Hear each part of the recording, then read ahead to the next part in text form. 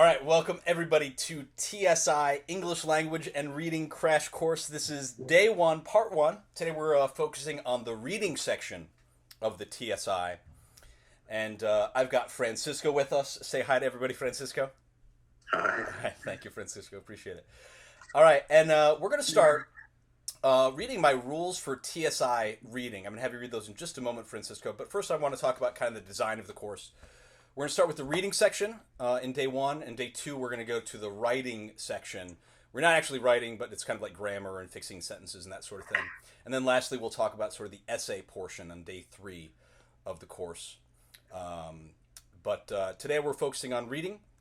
And there's really two parts, two sort of skill sets on the reading section that I'm going to emphasize. And the first part is kind of general reading comprehension, right? You just have to know what you're reading and you got to understand the passages. And the key to that is really vocabulary. We'll talk about that in just a moment.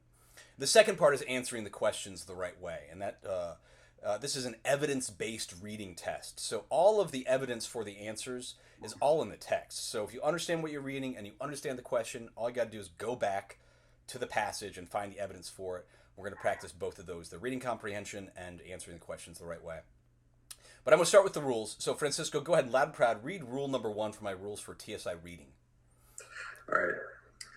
Look up every word you don't know. From this point forward, do it. Okay, good. Thank you.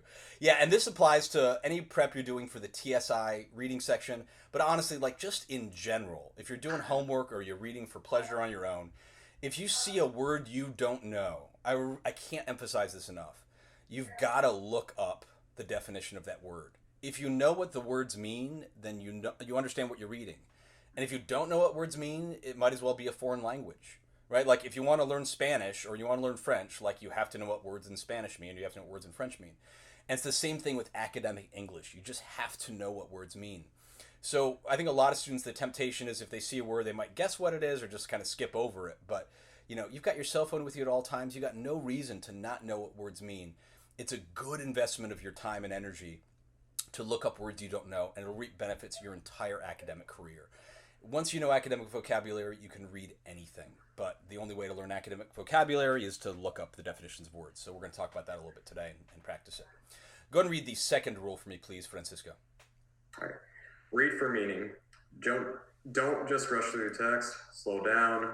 Reread when necessary and ask yourself, what idea or ideas is the author trying to communicate here? Yeah, you probably had this experience, Francisco. I had this experience a lot as a student of like reading a textbook, like a really, really boring textbook, and like reading like a page or two of the text and like stopping from it and be like, what did I just read? What was that about? Yeah. You know what I'm saying? Yeah. Right?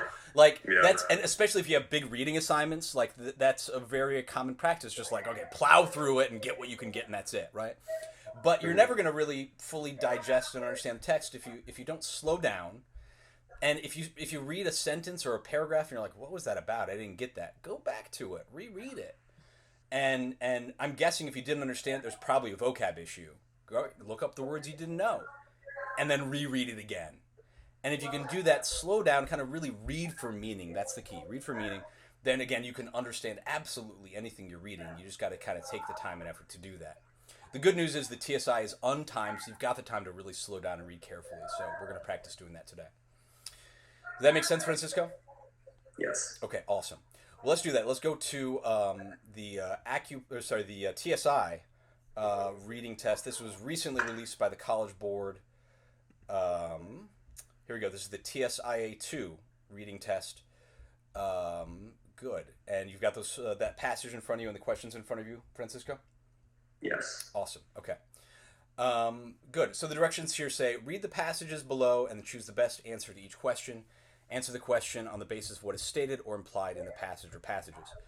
I want to read this together. We're going to take our time with this. Start with the introduction to this passage, if you will. And we're going to spend a lot of time talking about vocab and just understanding this passage. Like the thing on top, right? Yeah, start the thing on top in italics. Yeah, always read the introduction. There's a lot of good, useful information in the introductions. Don't skip over it. All right. In this passage from a novel, two young women visit a bookshop in the fictional town of Brahmer, India. Yeah, I don't know where Brahmpur, India is. I don't really care, to be honest. It's in India. I know where India is. That's good enough for me. So, if you see a formal name like that, don't worry about that. We don't have to look that up. It's just a city in India. Go ahead and read that. Let's start reading that passage. All right. The Imperial Book Depot was one of the 2 best bookshops in town and was located on, I don't know. Give try. Yeah, Nabaganj. I don't know. I apologize to anybody who's from Nabaganj or Brahmpur for that matter. Yeah. But I might be butchering those names. But you can just say N, or again, it's a formal name, so I'm not too worried about it. All right. So, the fashionable street that was the last bulwark of modernity before the labyrinthine alleys and ancient cluttered neighborhoods of old Bromper. Okay, great. Okay, I'm gonna stop you real quick. There's some vocab in there, right? That's that's not easy. Let's talk about that word bulwark. Have you heard that word bulwark before? Isn't it like when a specific word is like in bold or? No. So bulwark. Go ahead and look up. I want you to look that up real quick. Bulwark. I thought you said bulwark. Yeah. I want you to go do a Google search right now. Look up that word bulwark for me. Just type in, go into Google, just type bulwark definition. And the Google definitions are actually pretty great. They're generally relatively simple. Okay. Go ahead and look that up and tell me what the definition of a bulwark is. Well, I got 2. It says, the first one says a defensive wall, and the second one says an extension of a ship's sides above the level of the deck. Yeah, a defensive wall or a... Yeah, I would a good synonym for bulwark. Sometimes I like going to the synonyms. I don't know if you see that option there. Maybe if you scroll down a little bit. A good synonym for bulwark is like a stronghold. Like it's like a defensive position. You know what I'm saying? Like like medieval warfare. Like a fortress. A fortress is a good synonym for bulwark. Does that make some sense? The last fortress or the last stronghold of modernity. Ooh, do you know what modernity is? No. They're just saying the modern age. Okay. So it's the last stronghold, the last fortress of the modern age. Before the labyrinthine alleys and ancient cluttered neighborhoods of old Brahmanpur. Oof. Let's talk about that word labyrinthine. Do you know what a labyrinth is? No, look up labyrinth or labyrinthine. I'm guessing if you look up labyrinthine, it's going to say like a labyrinth. You can look up either one of those and let me know what you get. I'm curious. I haven't looked up all these vocab words yet using the Google definitions, but I'm just curious what you get. Okay. It says it's an adjective of a network like a labyrinth, irregular and twisting. Okay. And then second one says of a system, intricate and confusing. Yeah. A good synonym is like a maze. That's basically what a labyrinth is. So if something that's labyrinthine, it means like a maze. Does that make sense? Yeah. Which makes sense here when we're talking about like the alleys and cluttered neighborhoods of the city, right? It's like a maze, right? Which makes sense. Or a labyrinth. Same thing. Okay? And then cluttered. Do you know what cluttered means? No, I don't. No. Look up cluttered. It's a good word. Yeah, go ahead. Okay. It's a crowd, something unsteadily filled with clutter. Filled with clutter. Yeah, that's what the verb says. The noun says a collection of things lying about in an untidy mass. Yeah, messy, man. A mess. Right? If something's, a house is cluttered, there's just stuff all over the place. Probably a lot like my house because I've got 6 kids and like 2 babies. Our house is somewhat cluttered. So it's just a messy in this case. Cluttered means messy. Does that make sense? Okay. Yeah. And again, if you read the definition, sometimes the definitions you look up are just as confusing as the word itself. Look up synonyms, man. Synonyms are great because then you can just kind of plug in a synonym. And I'll bet if you looked up cluttered, in a thesaurus, or if you type in cluttered synonym. In fact, do that real quick. Type in cluttered synonym in a Google search. I'm curious what you get. Okay. You get litter. Make a mess of. Yeah. Mess up. Disarrange. Jumble. Disarrange, jumble. Perfect. All that stuff, right? Messy, basically. So maybe you'll find that even just looking up the word and a synonym is a better way to do it. Because then you can just find the word that you plug into the sentence that makes the most sense. Right? And that might be even better than the definition. For a lot of students, I encourage them to do that. Does that make sense? Yeah. Okay. So I want to read that sentence again now that we know what those words mean. Because I'm guessing the first time you read that sentence, it was like, what is even going on there? Right? It's just it's a mess of words. Right? If you don't know what the words mean. But now that we know what the words mean, let's go back and reread it, and I think it's all going to make sense. All right. The Imperial Book Depot was one of the two best bookshops in town and was located in neighborhood. Yeah, The there. fashionable street that was the last bulwark of modernity before the libertine alleys and ancient. Okay. Cluttered neighborhoods of Old River. Okay. Does that make some more sense? Yeah. What's confusing about that?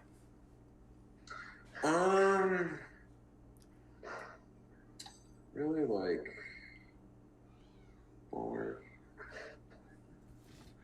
I guess really like what. Still trying to figure out what exactly it's saying. Really. Yeah. Let's talk about it. Let's break it down.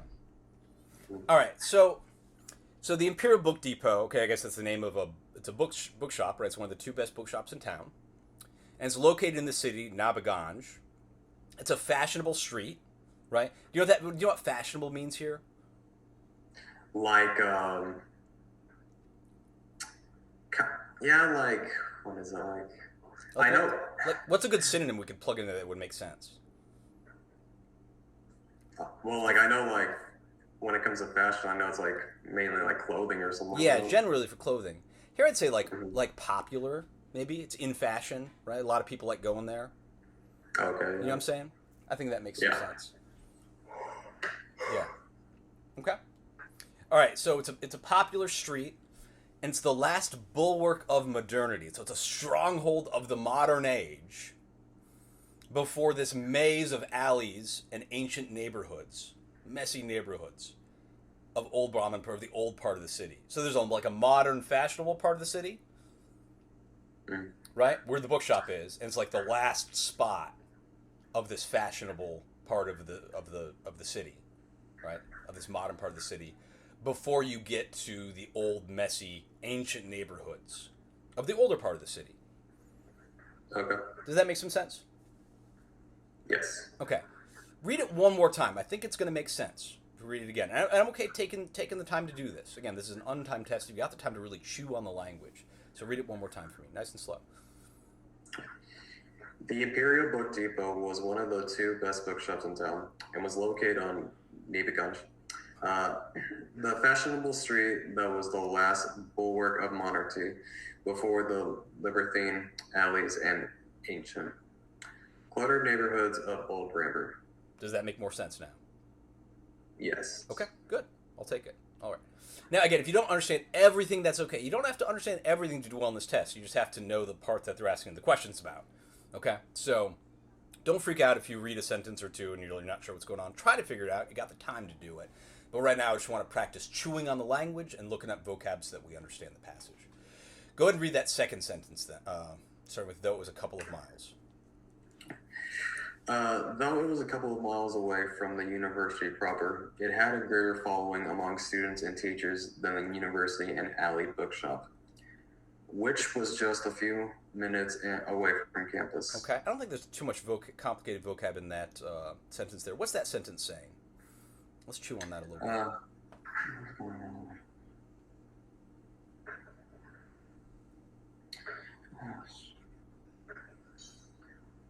I think basically it's saying like the university what was it? Wait, hold on. Yeah, a university and then the bookshop, like they're really like not too far away from each other. Yeah. And and then which could be a reason why students and teachers probably go there a lot. Yeah, and it says it's only a couple miles from the university, and it had a greater following among students and teachers than the university and allied bookshop, which was just a few minutes from campus. So it's farther away from the university than the other bookshop, the university and allied bookshop. Does that make sense? Yes. It's a couple of miles away from the university. The other bookshop is just a few minutes from the campus.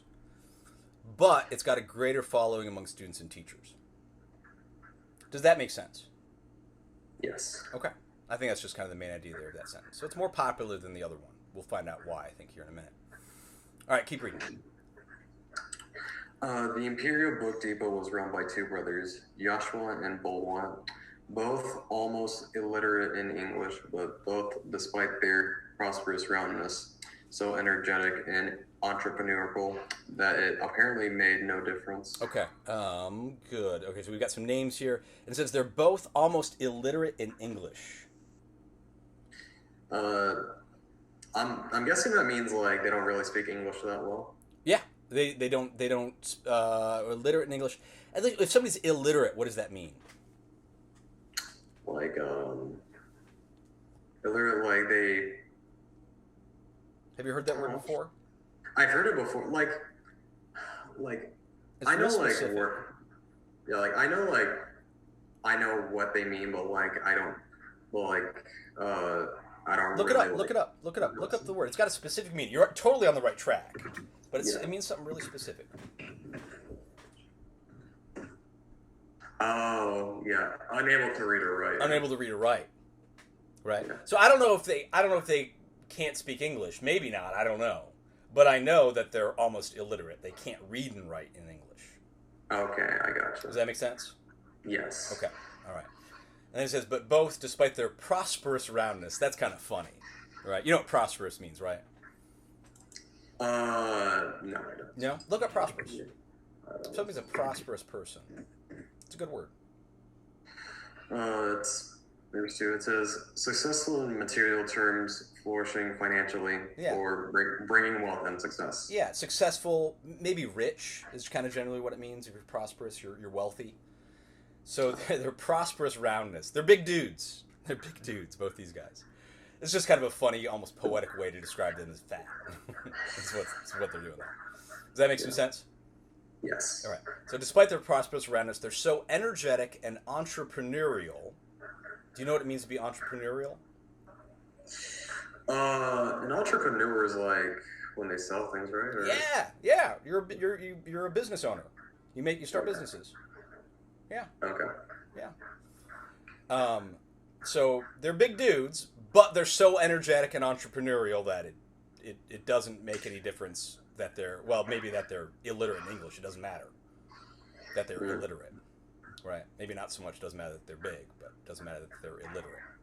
They're so energetic and entrepreneurial. Does that make some sense? Yes. Okay, good. Woo, there's some tough words in there. Let's keep reading. Got it.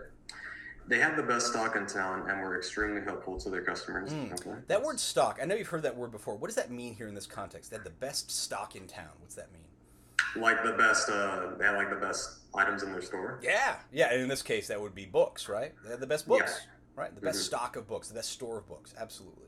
And they're very helpful to the customers. I think it's beginning to make sense why their store is more popular than the other, or at least why it's popular, right? Yeah. Is that they're energetic, they're entrepreneurial, they've got the best books, they're really helpful to their customers. Go ahead and keep reading that sentence 5. Okay. If a book was not available in the shop, they asked the customer himself to write down its name on the appropriate order form. Yeah. And what does appropriate mean here? Like the right one? The right one. That's it. Yeah. That's it. Any questions about that last sentence, or does that make sense? No, yeah. Okay. Makes sense. Okay. I think we're pretty good in that paragraph, right? They're just introducing the bookshop. They're introducing the guys that run the bookshop, and they're explaining why it's popular. Mm-hmm. Does that make sense? Yes. Okay. But if we hadn't looked up those words, if you don't know what those words mean, it's just it's kind of confusing. Yeah. Okay. So the name of the game, I mean, if you want to answer these questions well, which we're going to here, you really have to start with just understanding what the words mean, and then taking some time to kind of chew on the language and think about what the author's trying to express here, what ideas he's expressing. Okay.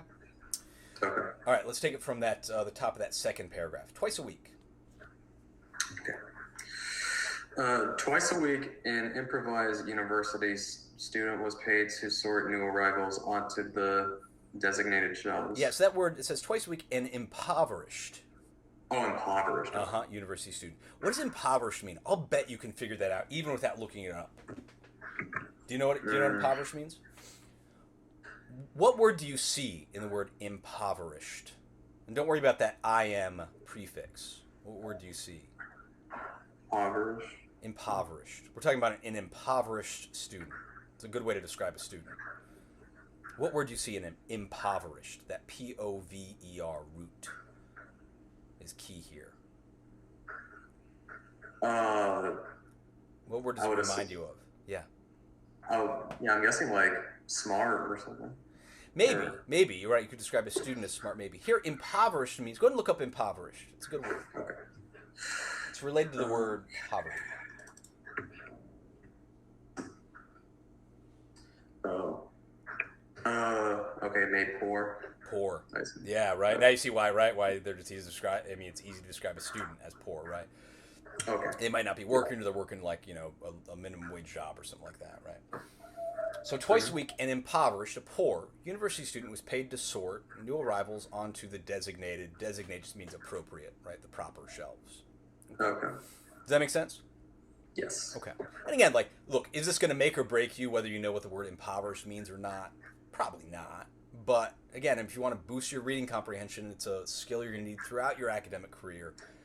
Start building those habits right now. And then, whatever work you do leading up to the test is going to help a lot on the test and beyond. So, all right, let's keep reading from sentence 7. All right. And since the bookshop prided itself on its academic as well as general stock, the proprietors, Proprietors. proprietors, okay, unashamedly collared university teachers who wandered in to browse, sat them down with a cup of tea and a couple of publishers' lists, and made them tick off titles that they thought the bookshop should consider ordering. Okay, that's a long sentence there. Let's kind of break this one down. Yeah. And since the bookshop prided itself on its academic as well as general stock, that all makes sense, right?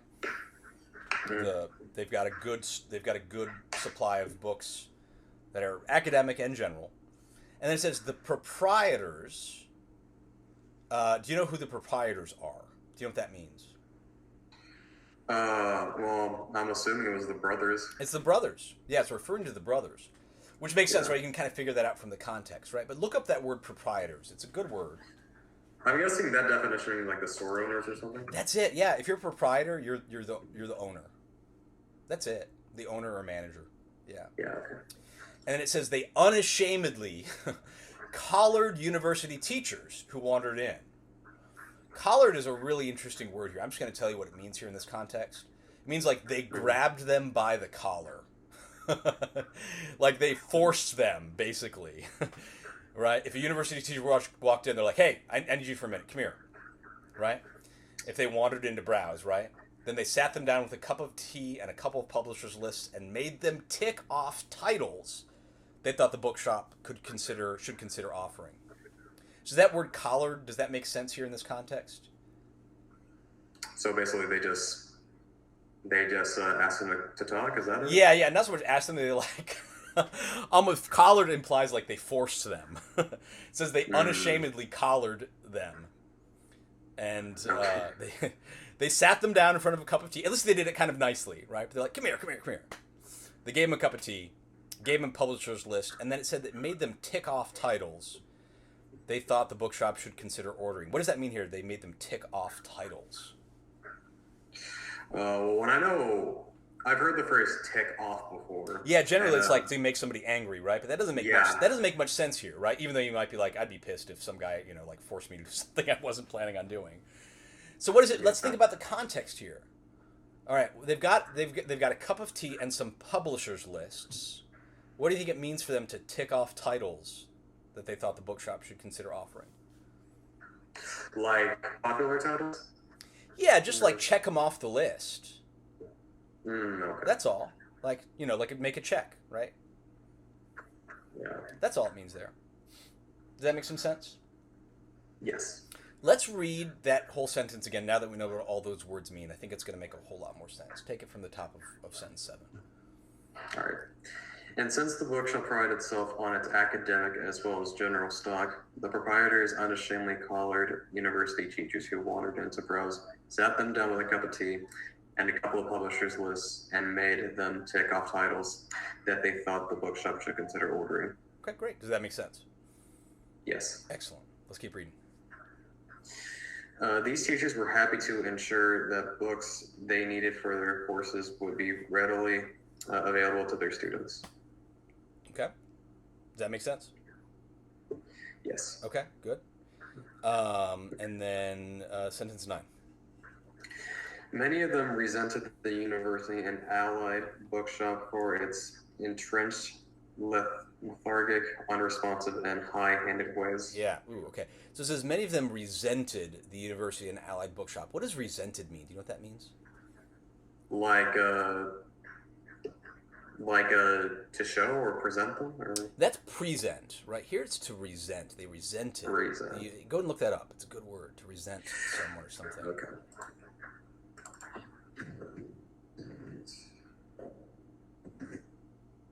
Okay, so feel bitterness or indignation. Yeah. Yeah, they're angry. If you're resentful, you're angry. Right? So it says many of them, that's referring to the teachers at the university, right? Many of them resented the university and allied bookshop. They're angry with the university and allied bookshop.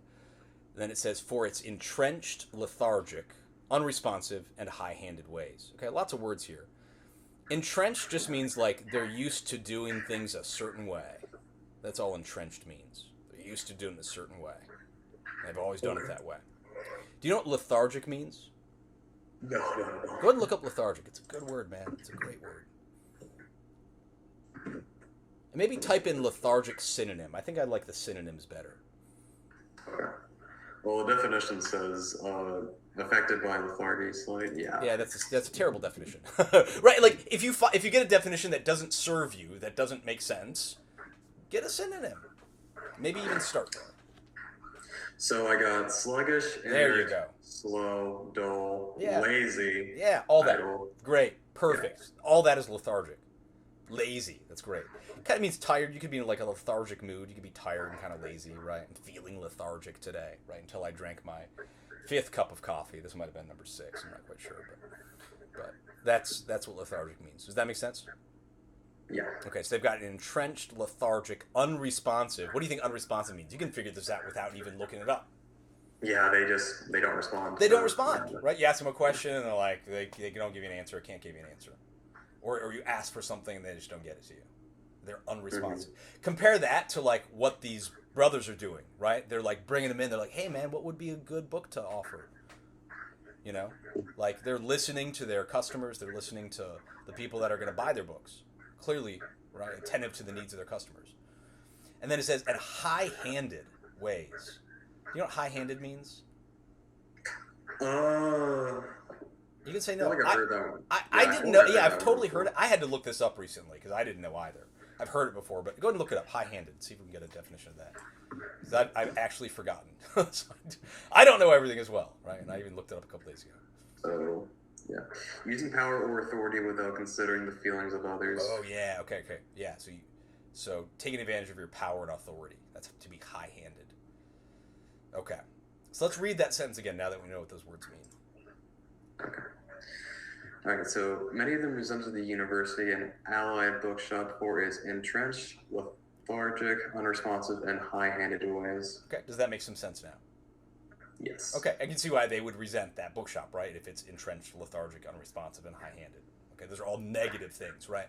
And again, even if you you're not gonna have a dictionary on this test, but if you know a couple, two of those words, and they're all negative things, right? You can sort of intuit. You can figure out that those are probably a list of negative things. You don't even have to know what they all mean.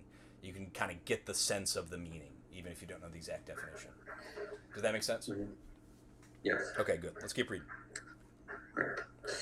After classes, Lana and Malty both dress casually in their usual salware kameez. So now I'm going to stop you real quick because they define that for us. Notice there's that little one kind of thing above salwar kameez. I probably mispronounced that, but that's okay.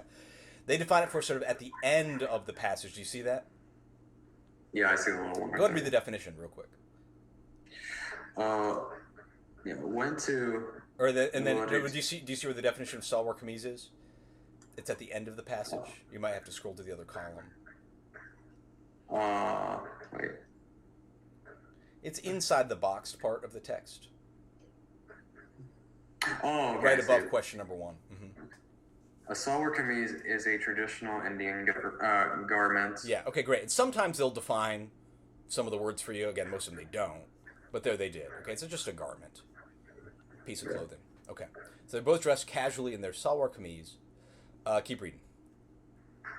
Went to There we go. To wander around and have a cup of coffee at the Blue Danube Coffee House. Yeah, the Blue Danube. I think it's a river in somewhere in Europe. But anyway, yeah, that's it.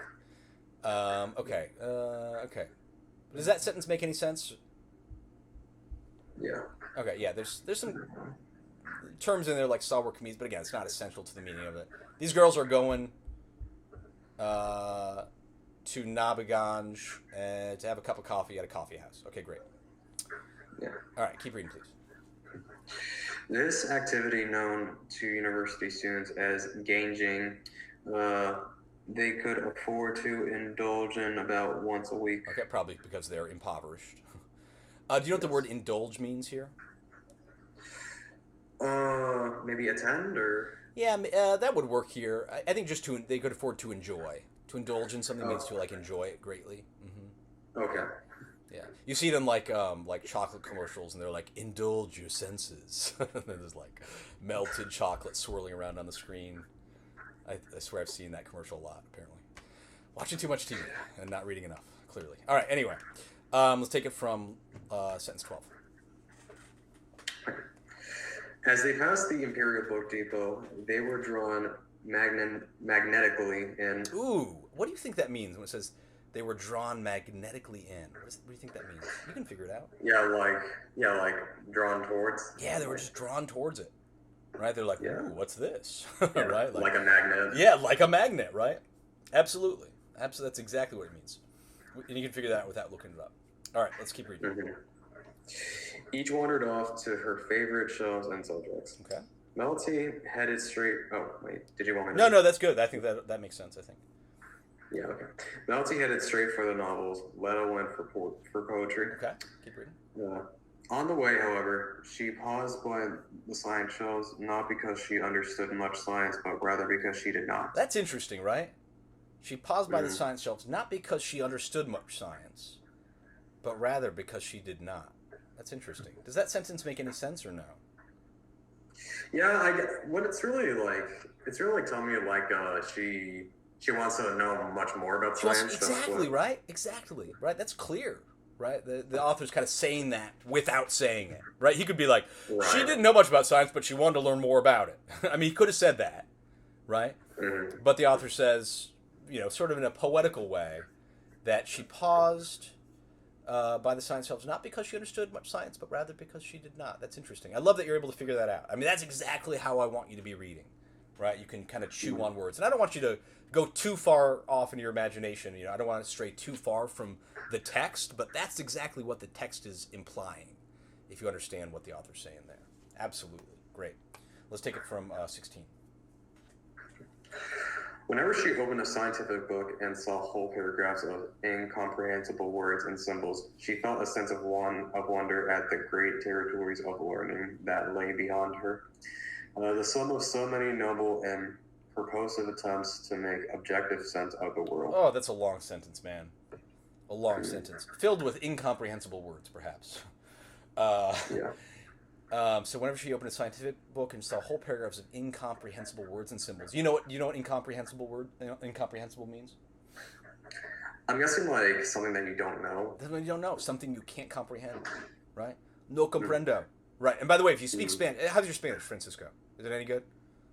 Yeah. Yeah. Okay. Right. Hey, use that, man. Use that. If you see a root word in a long sort of academic word that you may have never seen before. A lot of the root words in academic language, academic vocabulary, are the same in Latin, which is where we get the word from, as they are in Spanish. So in Spanish, comprender, right? To understand.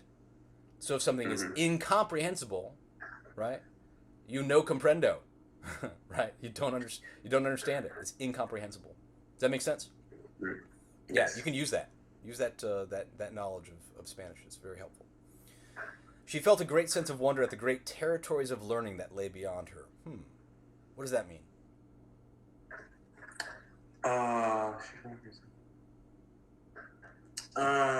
I guess like she wants to learn more like what those words mean. Yeah, that's it. That's the meaning. Yeah, she felt a sense of wonder at the territories of learning that lay beyond her, right? There's things she doesn't understand, maybe can barely see, but she's fascinated by it. Yeah. And then it says, and that last part there, the sum of so many noble and purposive purpose. I don't know. I don't know. Honestly, don't know what that word means. I mean, I can figure it out, but I don't know even how to pronounce it. Look up that word for me real quick. I don't even know how to pronounce it. I hope that gives anybody, including yourself, Francisco, but anybody watching the recording, like some peace of mind, right? That like I do this for a living, tutoring, math as well, of course, but also English, and there's words I don't know, and that's okay. Yeah. You can figure it out. So, purposive, it's having, serving, or done with a purpose. That's great. That makes sense, right? Purposeful, right? It's just a fancy way to say purposeful, with a purpose. Does that make sense? Right. Yeah. Mm-hmm. So she's impressed by these many noble and purposeful attempts to make objective sense of the world. Objective just means like kind of in a scientific way, perhaps, right? To make clear sense of the world. That's good enough. And so again, if you see a word you don't know exactly the definition of, see if you can plug in another word that makes sense in that context. You can generally figure it out. All right, and then take it from 17. She enjoyed the feeling. It suited her serious moods, and this afternoon she was feeling serious. What does that mean? So she enjoyed the feeling, right? I think that sense of wonder. And it says it suited her serious moods. What does that mean? It suited her serious moods. Like it satisfied her? Kind of, yeah. Yeah, that would kind of fit in there. And that basically works. Or like it woke them up, maybe? Or maybe here, a good synonym would be it fit her serious moods. Okay. It matched her serious moods. And it's funny, right, that actually we use the word fit. Like suited, I mean, it's just like when you're dressed, right, you get suited up, right? Mm-hmm. Like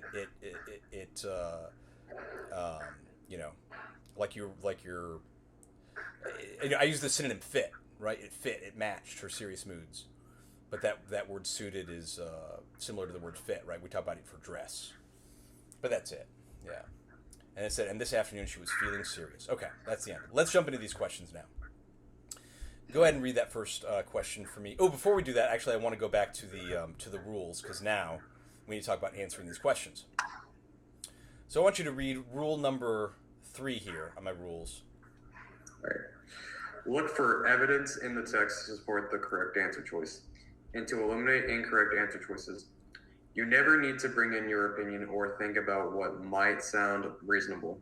Focus on the text. Okay, and that's what I was talking about kind of earlier, that all the answers to these questions are in the text. You don't have to go off into your imagination much or think about like, well, if I were the character, I would think this way, or I would feel this way, or I would do this thing. No. It's not about that. It's about what is the author saying. It's all about the text. So we're going to read these questions, understand them, and then look for evidence in the text. So let's read that question number 1.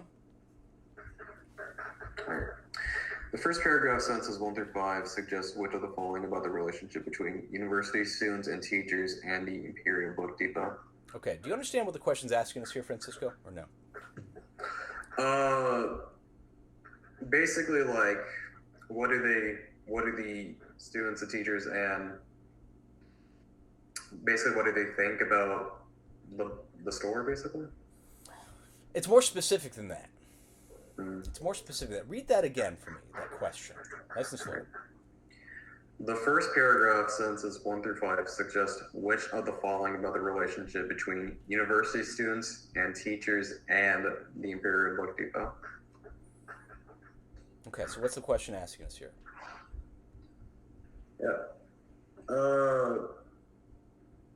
I think really like what do they all think about each other? That's what I'm getting at. Yeah, that's closer, right? What's the relationship between the university students and teachers and the Imperial Book Depot?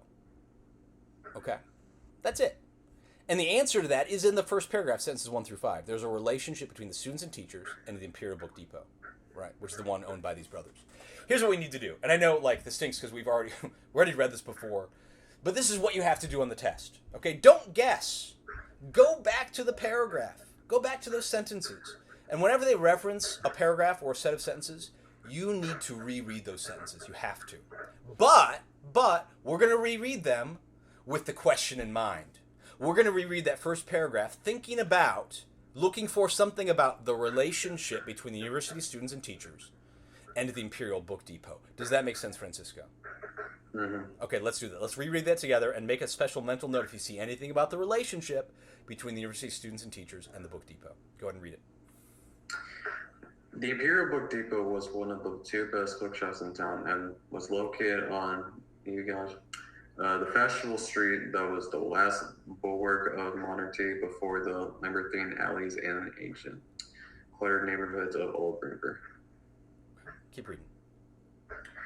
Though it was a couple of miles away from the university proper, it had a greater following among students and teachers than the university and allied bookshop, which was just a few minutes away from campus. Hey, by the way, we already got a little bit of evidence there about the relationship. What's the relationship so far?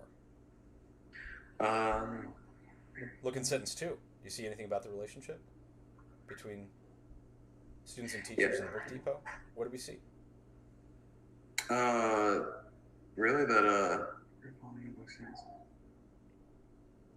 Really like the students and the teachers, they liked it. They like it.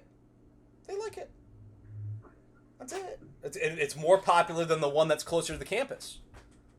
Mm-hmm. Right? Okay. All right, that's good. Let's keep reading. Again, we're looking for the relationship between the students and teachers and the Book Depot. Keep reading. Sentence 3.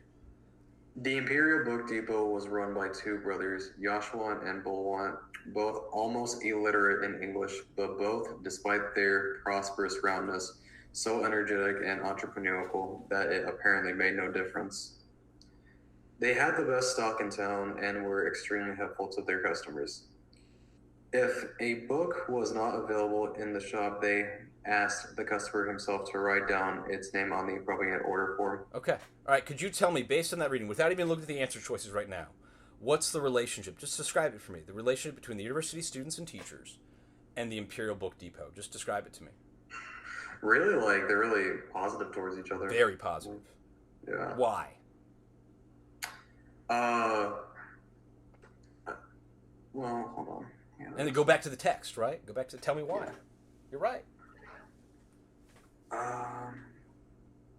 Well, for one thing, I can see why, the students and the teachers, they like the brothers because, they're energetic and everything. Yeah. Yeah. And I see why they like the store because they had, they had the best books that They've got the best books. Absolutely. Right. I'm looking at sentence 4. They've got the best books. They're helpful to the customers. That's also line 4, right? Yeah. The guys are energetic. And if they don't have, I'm looking at sentence 5, right? If they don't have the book available, then they'll have a customer write it down and probably order it. Right? Mm-hmm. Great. Okay. Let's look at the answer choices now. Okay?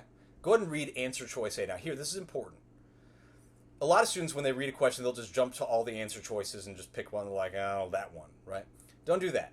Okay? Go back to the thing you're supposed to reread like we just did. And then we're going to consider each answer choice based on its own merits. Okay? We're going to just read answer choice A and say whether or not there's evidence for it. Okay, go ahead and read answer choice A. University people avoid Joshua and Bulwan because the two do not speak English well. Okay.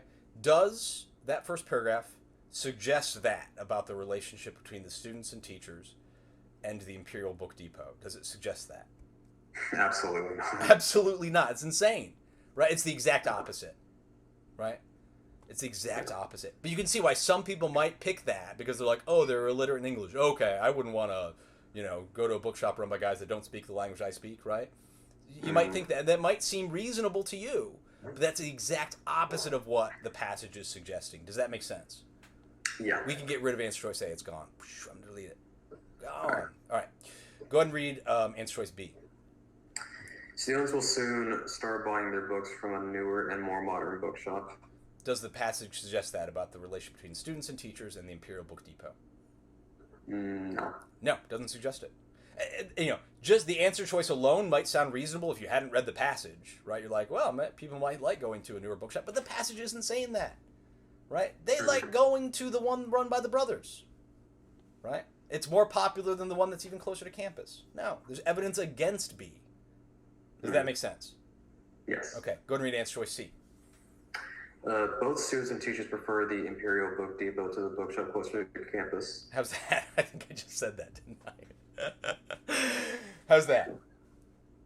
Yeah, that's That's what we're getting That's to. what we're getting at. Yeah, that's what we've been getting at for a while. And by the way, like sometimes you'll read the correct answer choice and you'll be like, I don't see any evidence against it. I'll keep it. Okay. Sometimes it's tough to confirm it, but do we see evidence for answer choice C? Yeah, I mean, lots and lots of evidence, actually. Tons of evidence, and especially in sentence 2. Right. Look at sentence 2. Though it was a couple of miles away from the university proper, it had a greater following among students and teachers than the university and Allen Bookshop, which was just a few minutes away from campus. Come on. That's answer choice C. All right. But let's see if we can confirm it by getting rid of answer choice D. Go ahead and read answer choice D. Teachers dislike using complicated handwritten forms to order. How's that?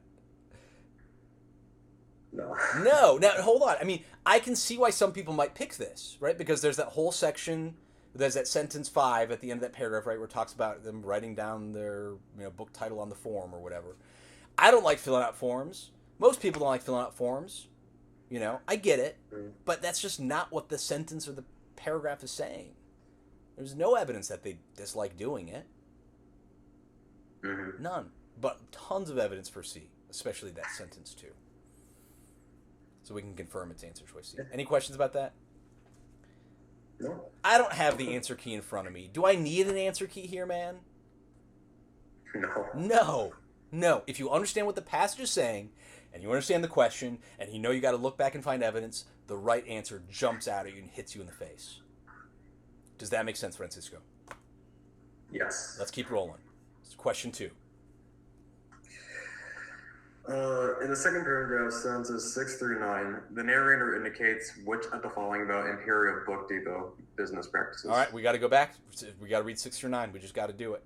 And we're looking. We got the question in mind here, Francisco.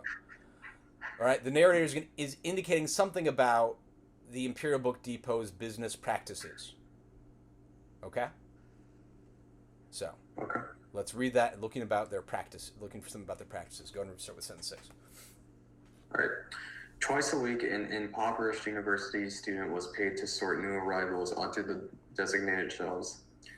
And since the bookshop prided itself on its academic as well as general stock, the proprietors unashamedly collared university teachers who wandered in to browse, sat them down with a cup of tea and a couple publishers' lists, and made them tick off titles that they thought the bookshop should consider. I'm glad they're not licking off the titles. Yes, good. Keep reading. Yeah. These teachers were happy to ensure that books they needed for their courses would be readily available to their students. Many of them resented the university and allied bookshop for its entrenched, lethargic, unresponsive, and high-handed ways. Okay, so we're talking about the narrator indicates which of the following about the Imperial Book Depot business practices. Well, it talks a lot about their practices in that paragraph, but let's just test the answer choices. Go ahead and read answer choice A. The staff acquire only those books that are most in demand. Okay. Does the narrator indicate that the staff at the Imperial Book Depot only acquire those books which are most in demand?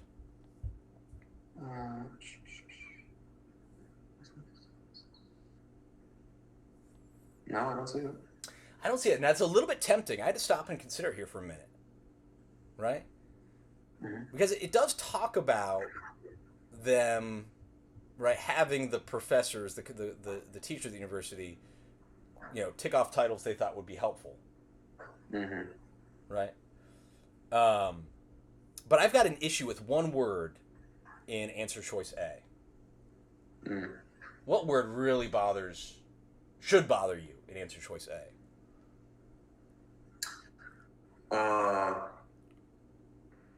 Only those. Because I think they're getting books that are in demand. I don't think there's any question about that. Right? They want to make sure that they're stocking books that people want.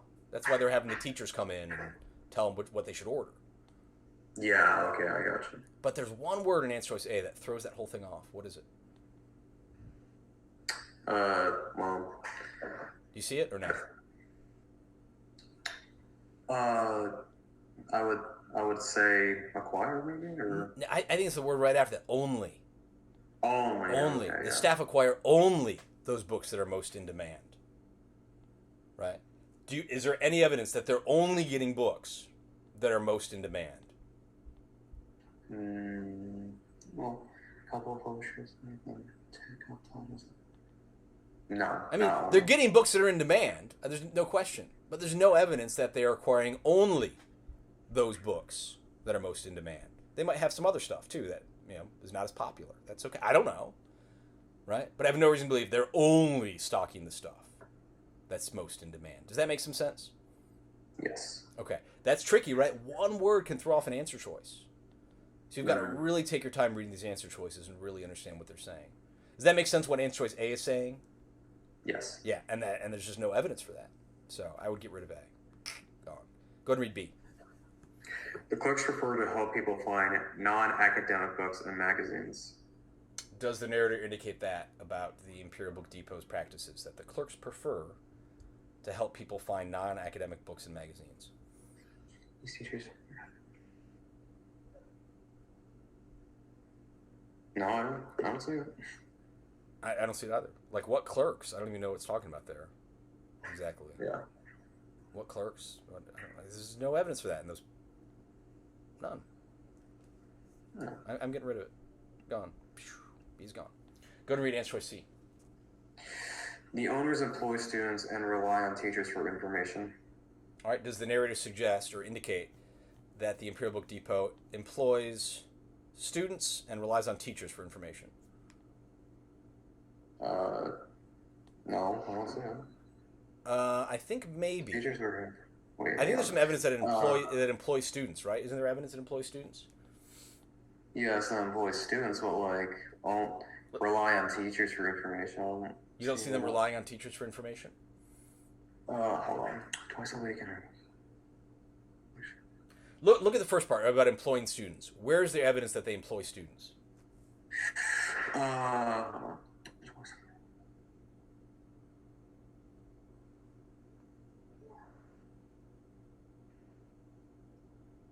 Wait. I thought I saw it here. University teachers. Read sentence 6. An unpopular university student was paid. Oh, yeah, there it was. Okay. Yeah. You see it? Yes. Okay. Good. Yes, there's the evidence here that they're in sentence 6 that they are employing students. And then where does it say they're relying on teachers for information? It says it. It says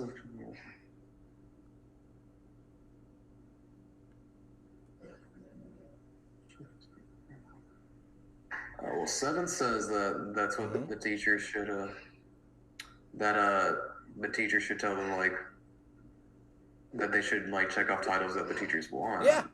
Yeah. Is that evidence that they're relying on teachers for information? No.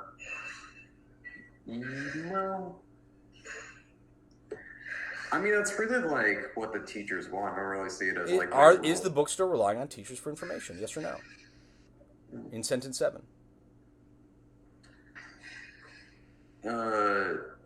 Yeah. Yeah. I mean, is it their only source of information? I don't know. I mean, it's it's just saying they rely, they depend on the information from the teachers. Clearly, right? They sit them down. They basically force them to sit down, put some tea in front of them, and tell me what you want. Here's a bunch of titles. Tell me which ones you want. All right, I gotcha. Does that make sense? They're relying on teachers for information. Oh yeah. But even let's say you're uncertain about it. Let's say you're uncertain about it for whatever reason. Just keep it. Right? Just keep it. And then look at the other answer choices. Let's go to D. Staff members are generally lazy and take too many breaks for tea. Does the narrator indicate that about the Imperial Book Depot's business practices? Well, it says many of them resent the University Alley bookshop for its intensely unresponsive planned ways. But they're talking about the other bookshop, the University Allied bookshop. The question is about the Imperial Book Depot. Okay. No. It doesn't. No. And this is where you can't just play word matching. You can't be oh, they mentioned T in the paragraph. Oh, there's T in answer choice D. T, done. You can't do it that way. It's just not the idea. It doesn't say anything about staff members being lazy or taking many breaks for tea. It just doesn't say that. Okay? All right, I got So by far the best evidence there is for C, and that's the right answer. Okay? you. Okay. All right, go to read question number 3. These are vocab questions, and they're I love these. These are easy points. Easy points. Go to read question number 3. As used in sentence A, readily most nearly means. Okay, here's what you do on the vocab questions, right? Notice the question isn't readily most nearly means. The question is as used in sentence 8. Readily most nearly means something. Okay? So what you want to do here is you want to reread that sentence, sentence 8. And you want to plug in the answer choices in place of the word readily. That's all you got to do. Okay? Okay. So we're going to plug in easily in place of readily, gladly in place of readily, willingly in place of readily, voluntarily in place of readily. And the correct answer choice is going to make sense. And 3 of the answer choices ain't going to make sense. All right. And that's it. So let's do it. Go ahead and read that sentence and we'll plug in answer choice A first. These teachers were happy to ensure that books they needed for their courses would be easily available to their students. Does that make sense? Yeah, that's looking really good. Yeah, that makes sense and looks good. Sounds good. Sounds great. All right, let's keep it. Okay, don't get rid of it. Keep it. Try B. These teachers were happy to ensure that books they needed for their courses would be gladly available to their students. How's that? Yeah, not really. Not really, right? It's weird, right? Because we're talking about the books here. That the books they need for their courses would be gladly available? I mean, the students might be glad, but it doesn't make sense. It's describing the books here. And it's just, when you read it, you're like, that's not right. So B's gone. Go ahead and read answer choice C. These teachers were happy to ensure that books they needed for their courses would be willingly available to their students. How's that? No, it's not like No, it's the same problem. We're trying to describe the books here. Why would the books be willing? Or willingly available? That's really weird. It just sounds bad. No. Try D. These teachers were happy to ensure that books they needed for their courses would be voluntarily available to their students. How's that? Yeah, No, right? No. It would be voluntarily available? This doesn't make any sense. It's A. Great. That's it. That's it. Like the book's an actual person. Yeah, that doesn't make any sense, right? Yeah. Just plug it into the sentence, and it's easy points, man. Easy points. Be so happy when you see those. But you got to plug it in. Don't just look for the synonym in the answer choices. You know what I'm saying? Because if you're just looking for the synonym, I'd like pick C maybe. Maybe D. I don't know.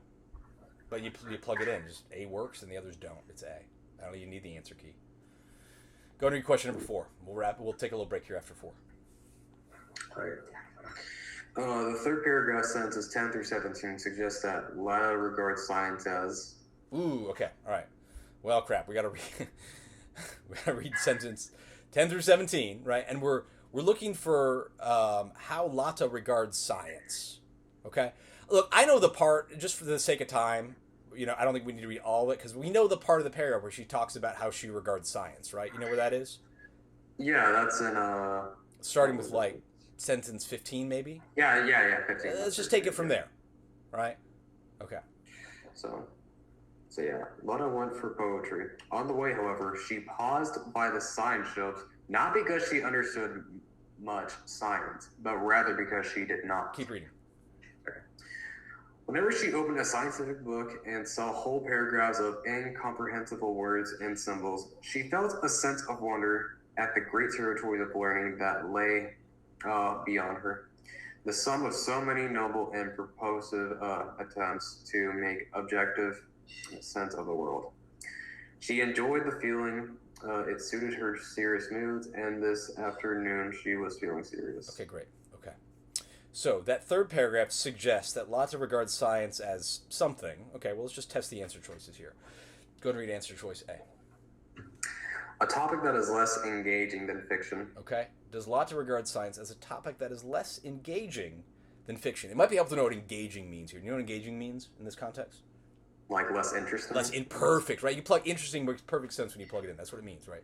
To be engaged with something you're really interested in it.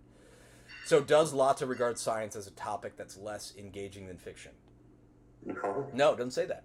There's evidence against that, right? Yeah, if she did, she wouldn't have read the book in the first place. She wouldn't go there. Yeah, she'd just skip that section, right? There's evidence against that. A's gone. Trans choice B. An interest that is not worth pursuing. Does Lata regard science as an interest that is not worth pursuing?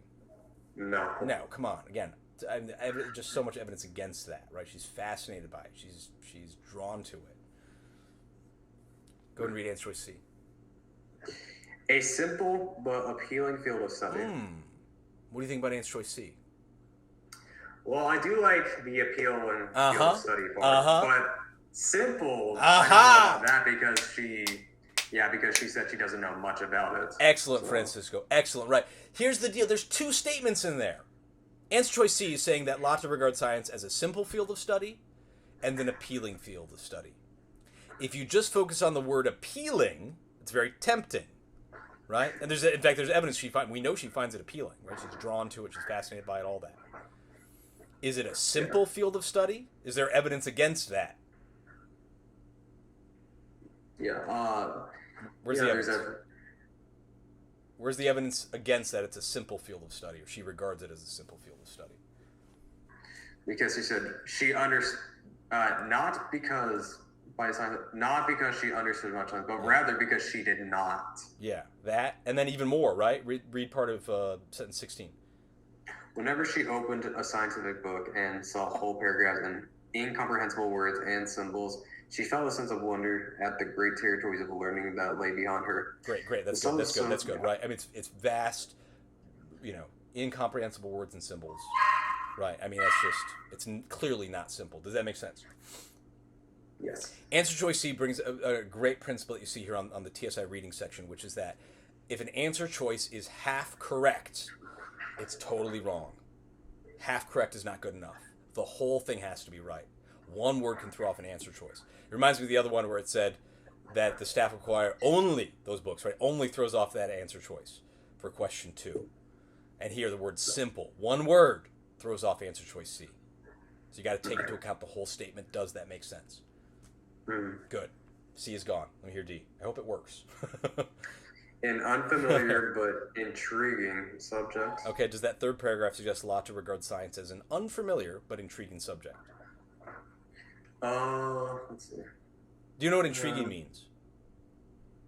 Interesting. Right? Interesting, yeah, absolutely. It's a synonym. Yeah. Intriguing is interesting. Then, so, does she find it an interesting subject? Yeah. Yeah. I mean, plenty of evidence for that. Right? That she's very interested in it. Yeah, and an unfamiliar, Why is it unfamiliar? What's the evidence that it's unfamiliar? Because by science, she said, not because she understood much science, but rather because she did not. Yep. It's unfamiliar to her. Right. Now, the paragraph doesn't say, she's unfamiliar with it, but it says that indirectly. Like you just pointed out. Not because she understood science, but rather because she did not. It is unfamiliar. Plenty of evidence for answer choice D. Does that make sense? Yes. Do you see how to approach these questions, Francisco? Yeah, just really to reread these passages. Reread, man. Read it carefully. Take your time. Again, the whole looking up words thing, that's something you got to do, in all of your own personal reading, any reading you're doing for your classes, that's a long-term game plan. If you're prepping for this test in like a week or 2 weeks, that may not show a big improvement. You're going to have to use a lot of your common sense and kind of plug in your own synonyms that make sense in the context.